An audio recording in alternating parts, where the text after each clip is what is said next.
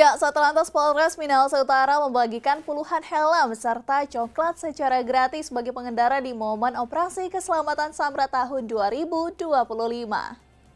Satuan Lalu Lintas Polres Minahasa Utara bersama stakeholder terkait Selasa 18 Februari tahun 2025 membagikan puluhan helm serta coklat gratis bagi pengendara yang melintasi di seputaran Zero Point Minahasa Utara.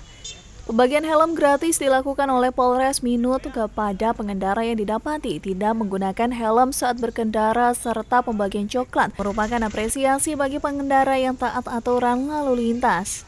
Ya, rasa lebih aman lagi.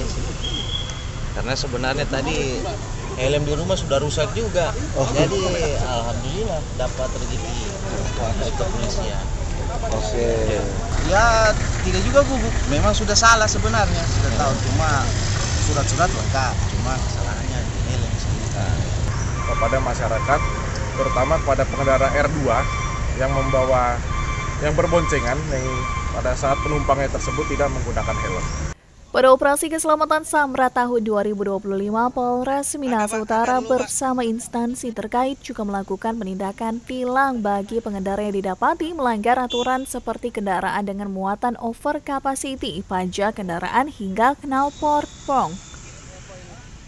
Brian Umboh, Kawanua TV.